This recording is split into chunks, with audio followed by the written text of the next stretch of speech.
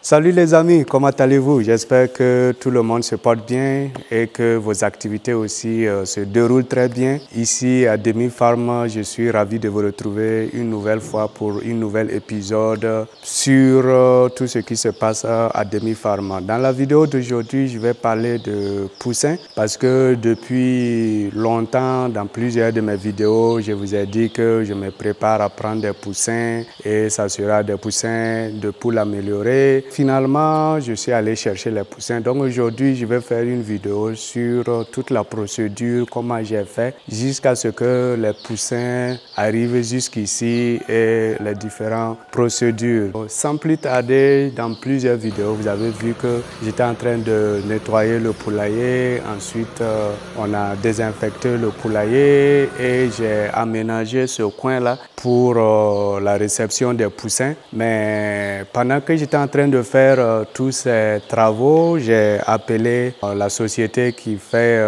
les poussins parce que vous saviez, il y a des gens aussi qui sont spécialisés dans la reproduction des poussins. Ça veut dire qu'ils ont des poules de race qui combinent avec des poules locales ou bien d'autres races pour faire, par exemple, les poussins que moi j'ai eu à prendre. Donc, ils ont des couveuses, très grandes couveuses et aussi ils ont des coins où ils gardent les poussins jusqu'à la livraison. Donc ça aussi c'est un business complètement à part aussi. Et j'espère que dans le futur, en tout cas je parle de futur, peut-être qu'à la ferme ici nous on aura une petite disposition probablement pour notre propre consommation et pourquoi pas peut-être vendre aussi parce que ça aussi il y a de l'argent dedans. J'ai eu à lancer la commande et quand tu commandes, on te fait payer 50% des poussins que tu veux. Le nombre de cartons, dans chaque carton, comme j'ai dit dans une vidéo, c'est 50 poussins qui sont dedans. Et moi, comme j'ai dit, le carton, je pense que le carton, ils m'ont vendu ça à 35 000 francs. Donc si vous regardez la moitié, je devais payer 175 000 francs la moitié. Et à la réception, j'ai réglé maintenant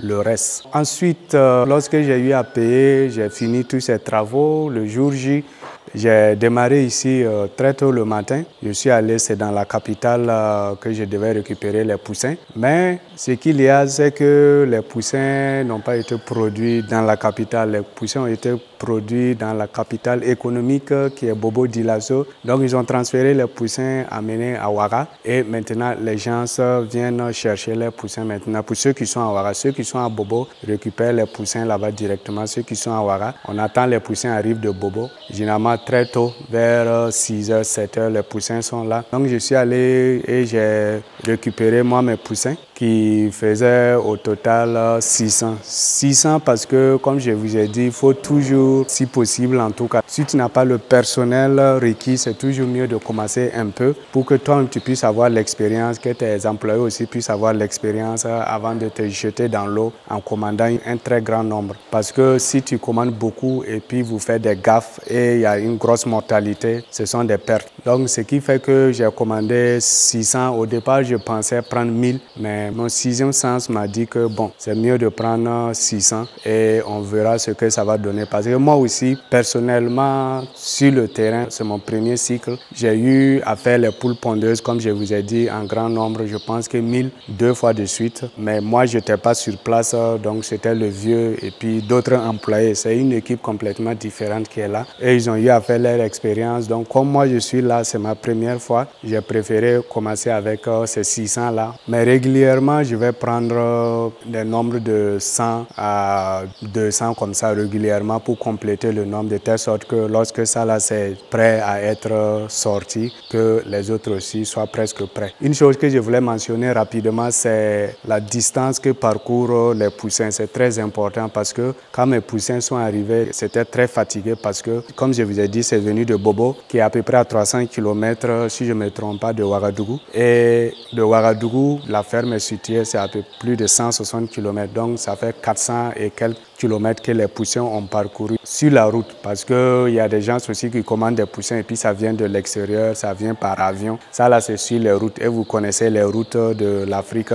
ce n'est pas en bon état. Donc, il y a les secousses et tout ça. Donc, les poussins sont arrivés fatigués. Donc, si vous pouvez acheter vos poussins le plus près possible, ça va réduire le stress passe sur les poussins. Parce que comme je vous ai dit, quand j'ai amené les poussins, dès le premier jour et les jours qui suivent, on a eu à perdre quelques poussins dû vraiment à la fatigue. Quand je suis allé, j'ai récupéré les poussins en cours de route quand j'étais presque arrivé à combien? Je pense que c'est 40 minutes de mon arrivée. J'ai demandé à l'employé d'allumer le charbon, chauffer le coin à la température requise. Et quand on est arrivé, on a fait le décomptage des poussins et on a eu à les donner Vita Boost Forte pour essayer de les remonter. Il y a d'autres personnes aussi qui mettent du sucre dans l'eau pour les donner. Mais nous, on a mis le Vita Boost Forte. Le vétérinaire, lui, il avait proposé ProSure Boost, mais moi, bon, j'ai pas pu avoir ça. Donc, dans la localité, on a un docteur vétérinaire qui a un shop et c'est là-bas que j'ai eu à acheter sa Vita Boost Forte là pour les remonter pendant plusieurs jours. Donc, c'est ce qu'on a eu à mettre dans l'eau pour eux, pour les accueillir. Après ça, maintenant, on a attendu au moins 2 heures avant de les donner à manger pour les permettre de boire les remontants. Et après ça, maintenant, on a eu à continuer l'observation du poulailler pour voir le comportement des poussins. Est-ce que ça se regroupe dans un coin ou bien comment c'est? Est-ce que tout va bien? En observant comme ça, j'ai trouvé que la température était un peu élevée parce que je n'avais pas encore un bon thermomètre. C'est quoi, thermostat ou c'est thermomètre? Je pense que c'est thermomètre qu'on dit ça. Donc, je n'avais pas un bon thermomètre, mais en regardant le comportement des poussins, j'ai senti qu'il se faisait chaud. C'est pour ça que c'est très important quand tu es avec les poules et autres, d'observer, d'écouter. C'est très important. Donc, moi, en tout cas, quand j'ai regardé, je sentais que non, ils avaient chaud. Donc, on a diminué le charbon et tout. Et puis après, ça, bon, ça allait. Le lendemain, j'ai tout fait pour trouver un bon thermostat. On a positionné ça au milieu et un thermomètre. C'est ça, non? On dit thermomètre. Thermostat, là, c'est ce qu'on met dans l'eau, non? Donc, thermomètre. Et on a bien positionné ça là-bas. Ça nous donne l'humidité, ça nous donne la température et il a l'heure aussi. Si toutefois il y a quelque chose qui arrive, il sait à quelle heure c'est arrivé et aussi il peut mentionner ça. Après, je vais vous montrer le programme et puis mon tableau de bord, ou bien on dit quoi, mon tableau de contrôle ou pour contrôler les choses. C'est ce qu'on a fait le premier jour. Ensuite, le deuxième jour. Bon, je suis venu observer. Le deuxième jour, il y a eu des mortalités. Et même aujourd'hui, je pense qu'on a eu des mortalités. Comme moi, je vous dis, moi, je ne vous cache pas tout. Hein. Comme je dis souvent dans mes vidéos, je ne suis pas un expert, je ne suis pas un vétérinaire expert. Moi, j'ai étudié l'informatique, mais l'élevage, c'est ma passion. Je me suis formé aussi, comme tout le monde, de faire les formations pour avoir les bases de l'élevage, parce que c'est important. Tu ne peux pas être là-bas seulement et puis regarder des vidéos YouTube pour te former seulement. C'est important d'aller prendre des classes pour l'élevage, que ce soit des poules, des chèvres, des moutons. Ce que tu veux faire là, que tu fasses une formation et de temps en temps aller te faire une mise à niveau pour que tu puisses avoir la base. Si tu n'as pas la base, ça sera très très compliqué si tu veux compter sur les gens seulement. C'est pour ça qu'il faut que toi-même tu aies la base. Comme ça, quand tu viens, les employés ne peuvent pas te dire des choses et puis après tu seras dans des problèmes. Parce que souvent, quand les propriétaires n'ont pas une base donnée, quand tu vas venir, les employés vont te dire voilà, tu peux faire ça, il faut faire ça, ou bien on va faire ça, on va faire ça. Toi aussi, tu les suis et par fini, les pertes là, quand il y a des conséquences, ça retombe sur toi. Parce que eux, comme je dis la plupart du temps, peu importe ce qui va se passer à la ferme, à la fin du mois, ils attendent leur salaire. Sauf si les dégâts sont tellement grands que c'est leur faute et que tu décides de déduire dans leur salaire, ce qui va créer une tension au niveau de la ferme. C'est pour ça que c'est important que vous ayez une base. Aujourd'hui, c'est le 4e jour et aujourd'hui, on a eu à faire le vaccin de Newcastle parce que vous savez, ça aussi, c'est très important de faire. C'est pour ça que c'est bon d'avoir un programme du début jusqu'à la fin, ce qui va te permettre de savoir quel jour faire tes vaccinations, quel jour donner tes déparasitants et ça permet la suivi. Et s'il y a quelque chose, quand le vétérinaire vient, il peut regarder et puis voir à peu près où vous avez eu à faire des erreurs ou qu'est-ce qui s'est passé. Donc, nous, on a notre programme et dans le programme aujourd'hui, on devait faire le vaccin de Newcastle. C'est ce qu'on a eu à faire. Donc, comme c'est notre premier cycle, j'ai préféré faire venir un vétérinaire avec qui on travaille aussi. Et il est venu nous aider à faire le vaccin et on a eu à tout vacciner. Vous savez que la nourriture aussi a les qualités, puisqu'il y a différents fabricants de nourriture et les qualités diffèrent. Quand tu n'as pas la bonne qualité, ça peut jouer sur les poussins, surtout les poussins, parce que quand les poussins arrivent comme ça, le système digestif n'est pas comme les grandes poules. Donc, c'est très important, l'aliment, d'avoir la très bonne qualité. Comme j'ai dit, c'est l'expérience, on fait, on apprend et puis on avance, on s'ajuste, puisque ce n'est pas les erreurs le problème, mais c'est le fait que tu fais des erreurs, mais tu ne corriges pas. C'est ça souvent qui n'est pas bonne chose. Sinon, il n'y a pas quelqu'un dans ce monde-là qui ne fait pas des erreurs. Même tous ceux qui sont milliardaires à l'heure actuelle, là, ils ont eu à faire des erreurs, ils ont corrigé, ils se sont améliorés et puis ils sont devenus meilleurs. Donc, c'est ça, quand vous êtes dans l'élevage, là, il faut que vous ayez cette résilience-là, parce que si tu n'as pas de résilience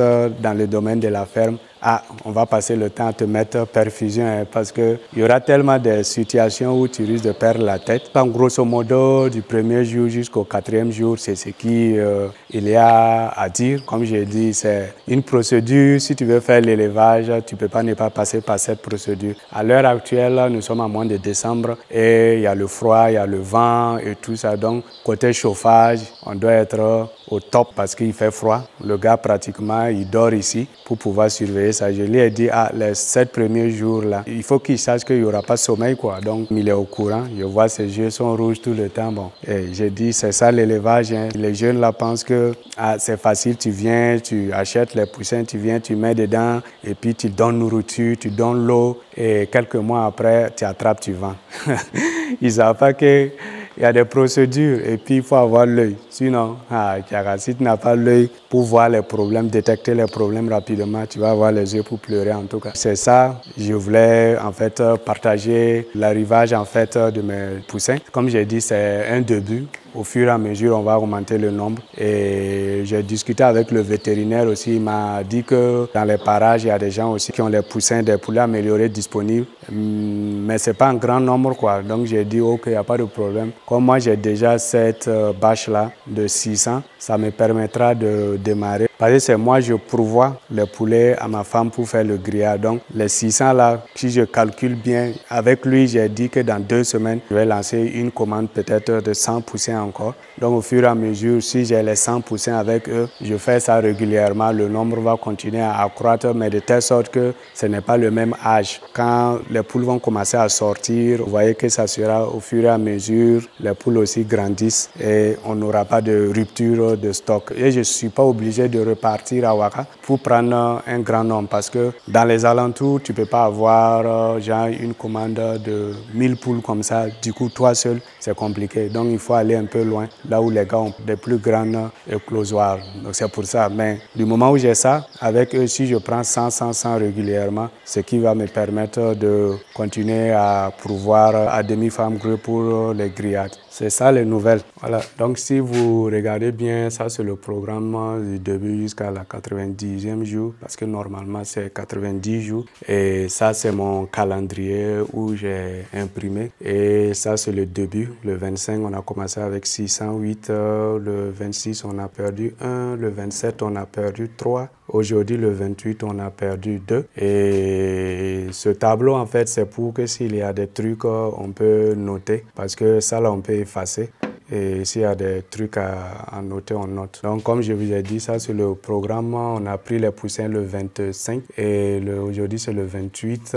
Et dans le programme, on devait faire le vaccin de Newcastle injectable. C'est ce qu'on a eu à faire. Et tout le reste, là, c'est à suivre. Donc, c'est ça. C'est pas facile, mais bon, on s'y fait avec. Et puis, on verra ce que ça va donner. Donc, je vous tiens au courant de la suite et comment les choses évoluent. Et puis, j'espère qu'aujourd'hui, quelqu'un a appris quelque chose encore. Parce que mon objectif, c'est qu'on s'entraide, quoi. Comme j'ai dit, moi, je ne suis pas un expert. Je partage mes expériences avec les autres. Et au fur et à mesure, la plupart des jeunes verront d'où je suis venu. Ils sauront aussi que ce n'est pas la magie, en fait. C'est la passion et le sérieux. C'est les poussins comme ça. Après le vaccin, ils sont en train de manger, d'autres dorment. Donc, donnez ça, donnez ça. Voilà. Ça, c'est pas pour vous, c'est pas à manger.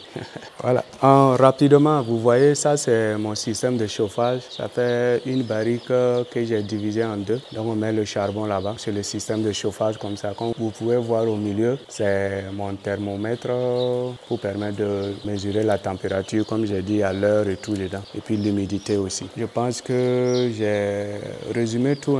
Ok les amis, donc c'était ce que j'avais pour vous. Si vous êtes nouveau sur la chaîne, n'oubliez pas de vous abonner. Si vous êtes un ancien aussi, merci beaucoup. Mes salutations à tout le monde, que vous soyez au Canada, aux États-Unis, au Congo, Sénégal, Mali, Togo, Bénin. On a presque tout le monde sur cette chaîne-là. Donc, je vous salue tous. Si tu n'as pas entendu ton pays, c'est pas grave. Je vous remercie tous et on est à la prochaine pour une nouvelle vidéo. Bye bye.